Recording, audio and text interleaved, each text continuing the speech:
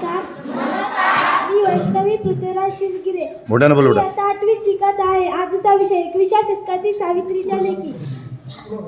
आज आपण 21व्या शतकातील सावित्रीच्या लेखी या विषयावर चर्चा करणार आहोत. हा विषय केवळ महिलांच्या प्रगतीचा गौरव करत नाही तर आपल्या समाजाला त्याचं योगदानही लक्षात आणून देतो. सावित्रीबाई फुले यांनी उभारलेल्या शिक्षणाच्या मशालीचा प्रकाश आज आपल्याला नवीन दिशा दाखवत आहे. सावित्रीबाईंनी ज्या काळात स्त्रियांसाठी शिक्षण मिळवणं तर दूरच पण शिक्षणाचा विचार करणंही गुन्हा मानला जात होता. त्यावेळी स्त्रियांसाठी पहिल्या शाळा सुरू केल्या. त्या खऱ्या अर्थाने भारतातील पहिल्या शिक्षिका होत्या.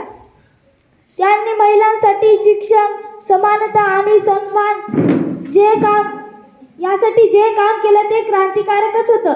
21व्या शतकातील सावित्रीच्या लेकींनी त्यांच्या या परंपरेला पुढे नेलं आहे.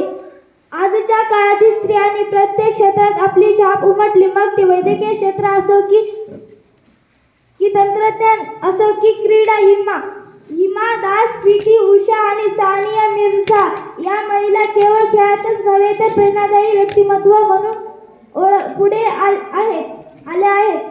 तसेच फाल्गुनी नायर आणि किरण मजुमदार शाह या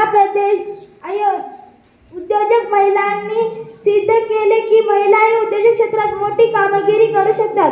हर बेटी में छुपी है एक शक्ति, बस उसे पहचानना ना बाकी है. हर बेटी में छुपी है एक शक्ति, बस उसे पहचानना ना बाकी है. जो उड़ान भरेगी बुलंदियों तक, उसकी मेहनत ही उसकी साथी है. उसकी मेहनत ही उसकी साथी.